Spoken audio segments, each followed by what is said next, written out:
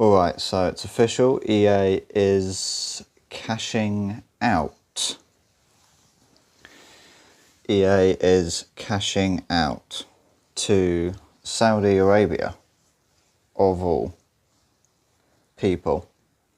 Specifically, the Saudi Arabia Public Investment Fund is who EA is cashing out for an absolutely mental $55 billion.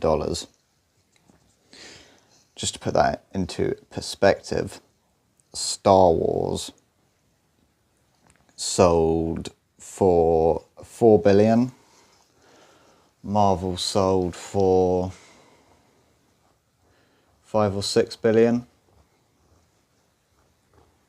And Fox, 20th Century Fox, sold for 25 billion, maybe 30 billion.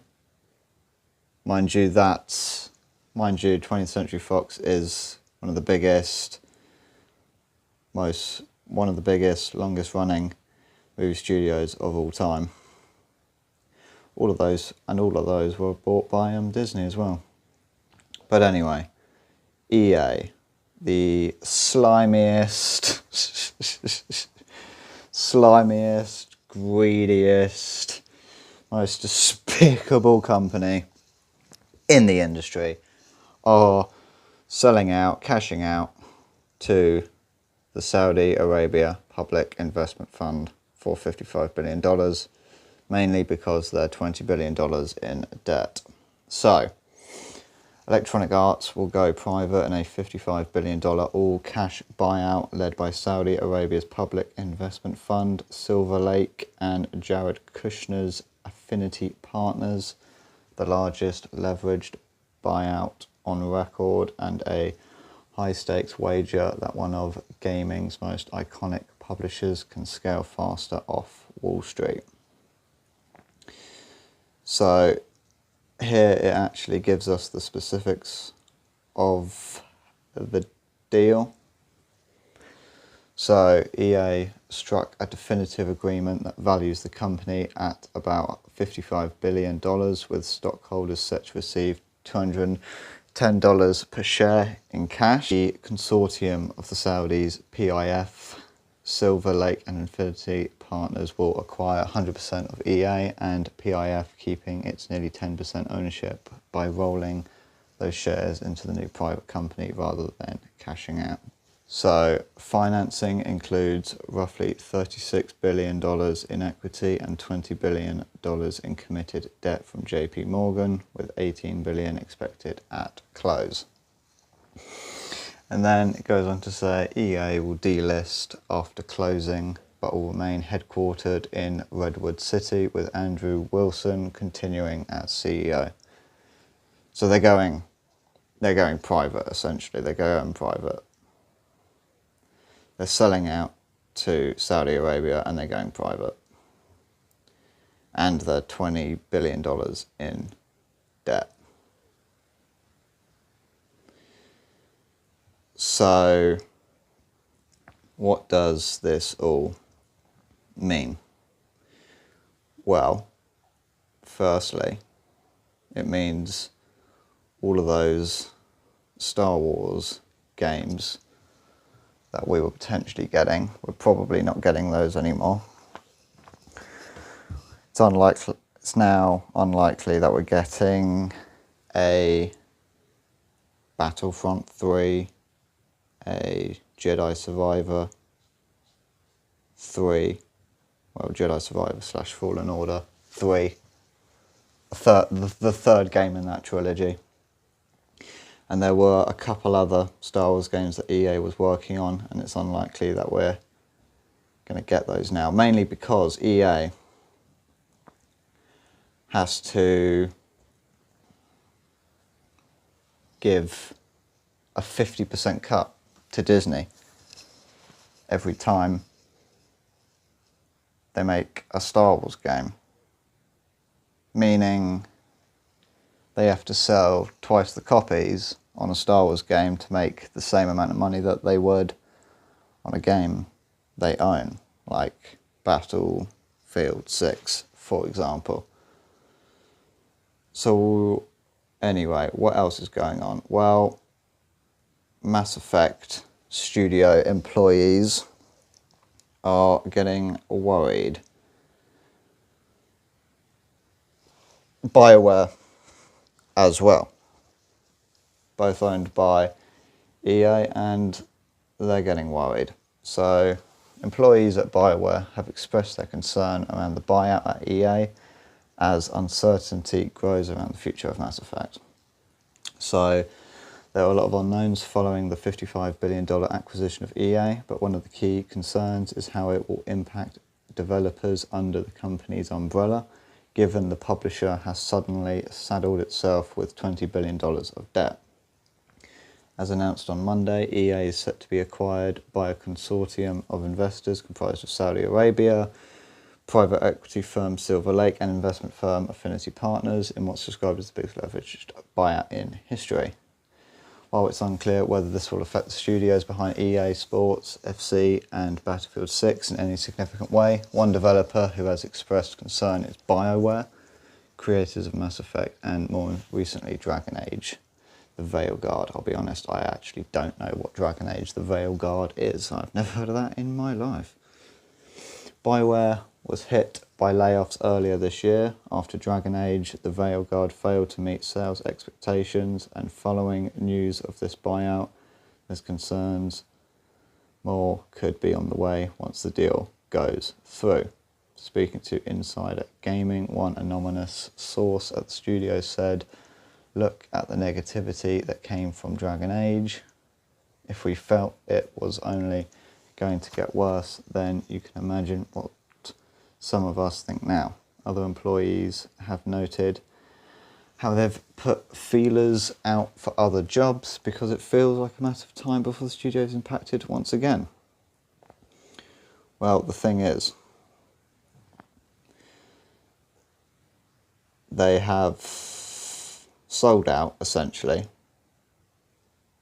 to Saudi Arabia to go private because they're $20 billion in debt. And what's going to happen is the new owners are going to want to make lots of money, as much money as possible. So I imagine what they're going to do is they're going to fire loads and loads of people, as many people as they can get away with firing. And they're going to probably stop making Star Wars games and the games people want to see because of all the costs in doing that. And if you thought EA was were greedy, I imagine they're about to get 100 times more greedy. I imagine. Because they're going to have a lot of money to make back. So if you thought EA was bad, I think they're going to get 100 times worse.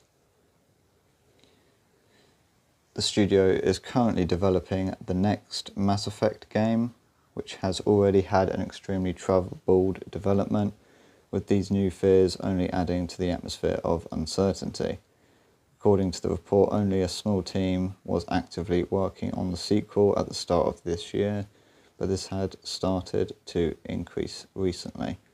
We're going to keep working until they tell us we're done, said a BioWare developer. The acquisition isn't expected to be finalised until Q1 of the 2027 financial year. I knew deals like this took a while, but I didn't realise it was going to take that long. So we likely won't see any significant shake-ups until after April 2026. Do you reckon they could come out with Battlefront 3 in that time? What do you think? Could we get Battlefront 3 by April 2026, or is that too tight? It's probably too tight, isn't it? Not enough time.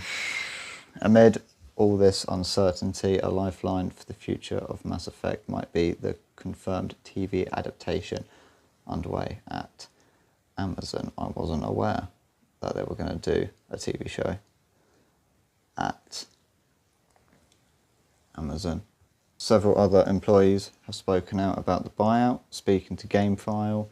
One anonymous EA worker highlighting the connections to Saudi Arabia, Andrew Wilson, basically said, "F you to all women and LGBTQ employees at EA with this deal."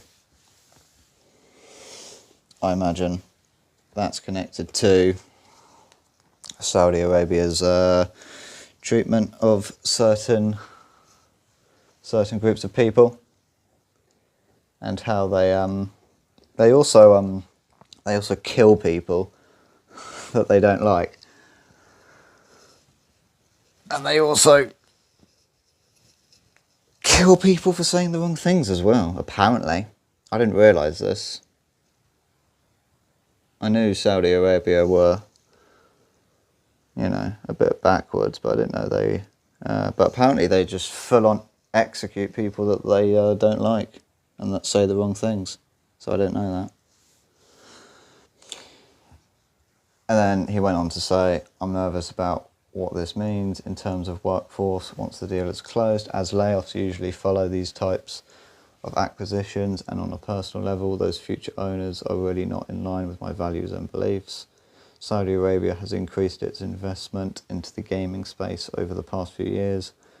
Earlier this year, PIF, controlled by the company's Prince Mohammed bin Salman, acquired Pokemon Go developer Niantic.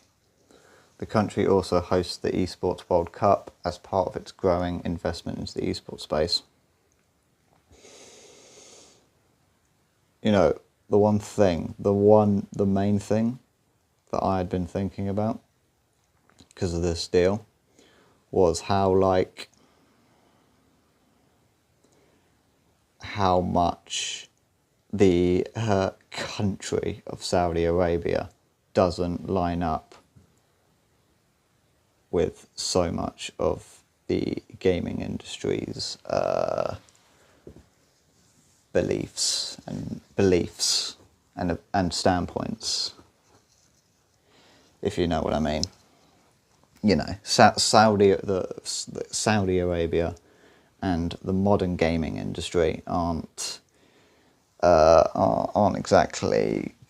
isn't exactly the most expected combination, is it? It's not the most likely partnership. Saudi Arabia and modern gaming, the modern gaming industry, and Saudi Arabia, they don't exactly go together perfectly, if you understand what I'm saying, do they? But there we go.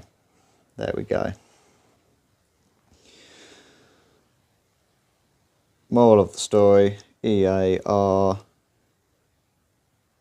bunch of slimy, greedy executives, and they've sold out, cashed out, and they've sold out to Saudi Arabia, and they're all going to make tons of money from selling their stocks and